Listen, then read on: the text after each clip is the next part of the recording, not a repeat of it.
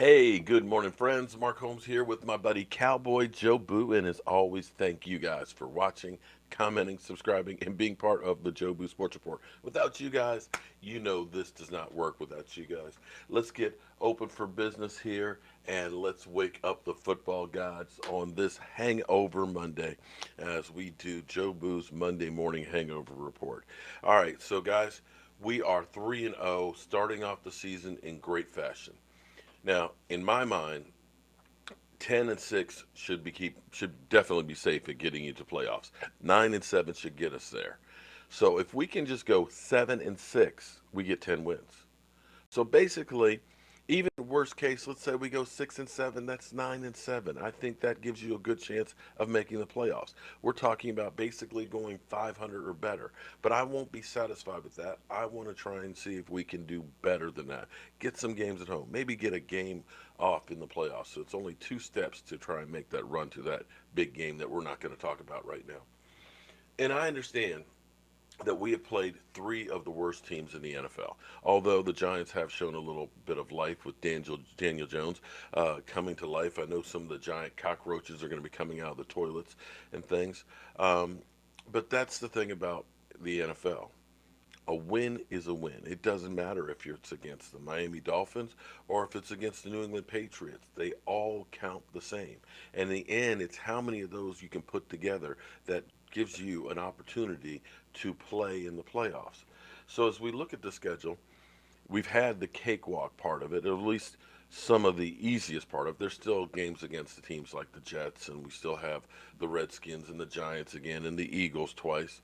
Oh, I'm sorry. Did I say Eagles twice being easy? No, it's not going to be easy. They are the Eagles. They are hated rivals, and they will definitely be fighting for their lives, as should all teams.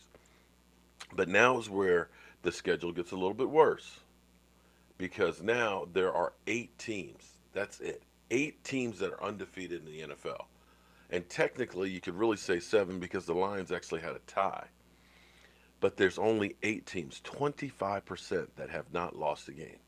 Now, of course, everybody's going to throw at the Cowboys that, well, you didn't play anybody. But let's take a look at New England because everybody's talking about how they're blowing everybody out. Remember, they played Miami just like us.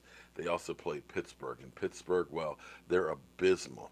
Now, Miami and Pittsburgh, I think they're both going to be terrible this year. But I think Miami actually has a little bit of an incentive, or actually is in much better shape than Pittsburgh is. But I'll talk about that on another video because I think Pittsburgh, Richard, I hate to tell you, has screwed the pooch.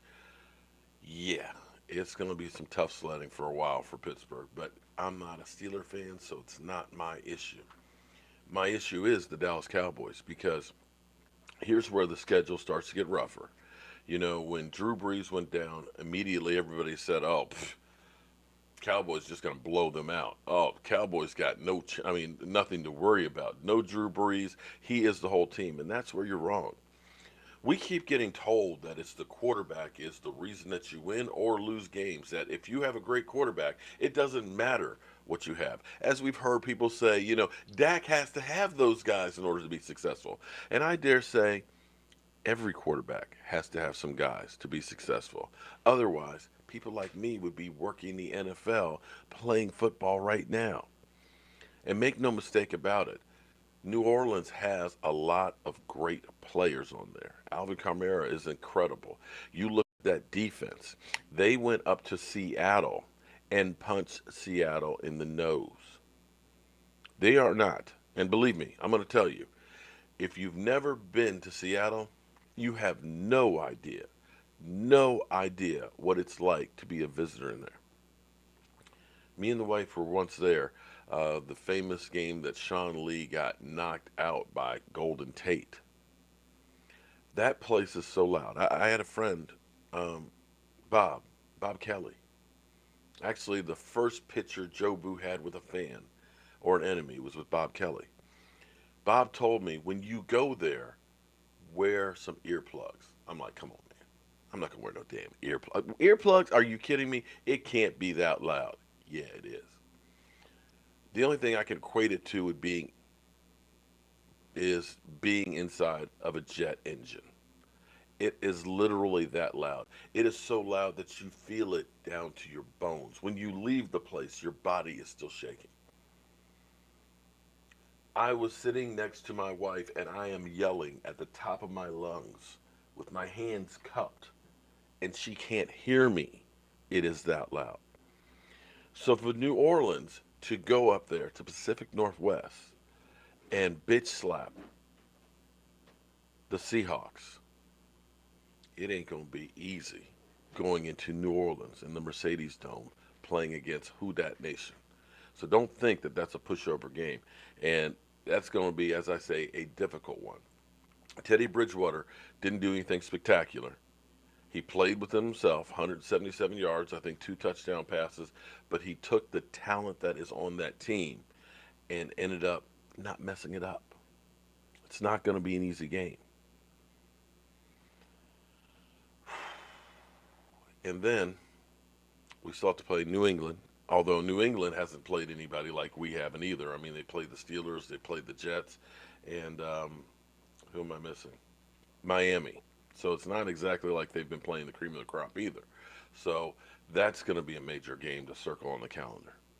But we also still have the Rams, who ended up beating Cleveland last night with Faker Mayfield.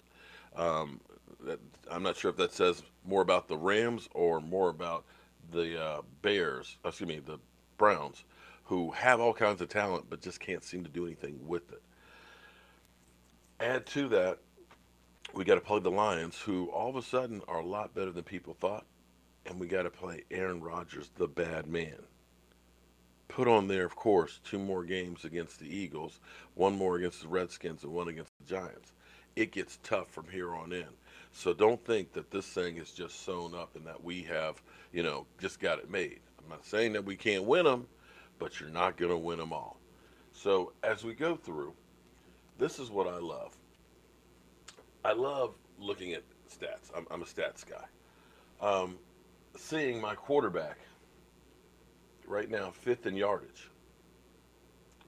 Who would have thought going into this season that the Dallas Cowboys would be fifth in the NFL in passing the football?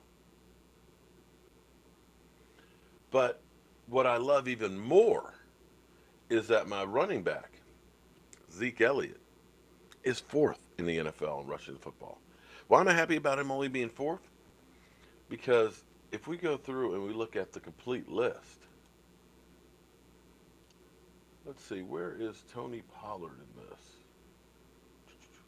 I should have looked at this before. Da, da, da, da, da, da, da. Tony Pollard, 27th. So we got the fourth best and the 27th best running back in the NFL. I love that because we're not going to run Zeke Elliott into the ground. We're not going to have him hopefully end up being like Todd Gurley where they have to reduce his carries. We're already reducing him. And the amazing thing about this is as we go through and we look at this, you love seeing your quarterback 246 yards. I'm good with that. 2 touchdowns, 1 INT. But what you love seeing is Zeke Elliott, 125 yards on 19 carries. Only 19. I love 19. 6.6 yards a carry. Now, I know it's Miami. I know that. I get that. But seeing Tony Pollard with 13 carries and 103 yards for 7.9. Wait, there's more. Here's what I even love even better. Seeing Amari Cooper, 6 catches, 88 yards. Jason Witten, 3 catches, 54 yards. Devin Smith, 2 catches, 39 yards. Tony Pollard, 3 catches, 25 yards. Randall Cobb, 2 catches, 23 yards. Zeke, 2 catches, 14 yards. Blake Jarwin, 1 catch, 3 yards. I'd like to see a few more yards than that, but I'm okay. But even Cedric Wilson got a pass thrown at him. What that is balance. If we go through, just check this out. Now, again, I know this is against lesser teams.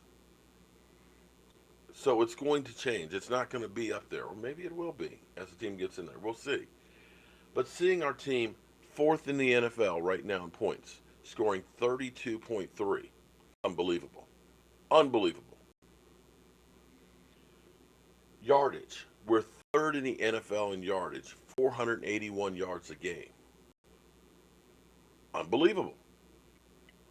Passing yards, fourth, 302 yards. Rushing the football, we're third. Excuse me. What that says is you're not number one in any one of those excuse me, categories, but you're top five in all of them. That, my friends, by definition, is a balanced offense. You can't get any more balance on that. There are too many weapons for teams, and even when we play good defenses and good teams, who, if you are a defensive coordinator, are you going to try and stop? Because you can't stop all of them. You honestly can't. You literally have to pick your poison. It's like Harry Carey, suicide. Okay, we're going to try and put 8 men in the box to stop Zeke. Well, guess what? The Cowboys' passing attack can beat the hell out of you. Dak is hitting guys. You put 8 men in the box, put single coverage on Randall Cobb, on Amari Cooper, on Devin Smith, and when we get back Michael Gallup, you're going to lose. You're going to lose. If you try and double cover any of those guys and you let Zeke run or Tony Pollard, you're going to lose. It's that good. The only question mark right now is, where is our defense? And can a brother get a good first half? So that's where we are right now. I'm excited. I'm elated, but I'm not overconfident. Now's when the real football is going to start, starting on Sunday night against New Orleans, and it's going to be tough. So with that being said, I got to get to my day job, but of course, you know me. I'm going to be here tonight, 9 o'clock Eastern, for our live stream. I hope you guys join in. And of course, I'll be giving you updates throughout the day. The other thing I will go ahead and like to add on to yesterday's game is we got out healthy. And nothing more important than that. When you look at the Eagles, and the Eagles are looking pretty bad right now, okay? And it's mainly because, and I'm going to go ahead and give them, I'm going to toss them a bone. But when you have as many players as they do that are injured, it is hard to compete. I understand that because we went through that in 2017. Nobody would give us any credit for that. Nobody would go ahead and give us any sympathy for that. But I understand it's hard to play when you lose players left and right. And that's where the Eagles are right now. They'll be getting some of those players back. And they're going to start end up being more like a caged animal that is going to have to start fighting for their lives. And it'll be interesting to say the least. All right, guys. I will talk to you guys later. Be sure to check us out later. Also, too, T-shirts. I've had a lot of people asking about T-shirts, and if you use, wait a minute, what is? I gotta remember. DAC4, I believe, is the promo code. Jobu Sports, or excuse me, Teesprings, Jobu's store is the name of the store. The promo code to get 20% off until the end of the month is DAC4 in capital letters. DAC4. And so the storefront, let me pull up the storefront here so you guys know what it looks like. Bam. That's it. Cowboy Jobu store. So definitely DAC4, capital letters, is the promo code to get 20% off.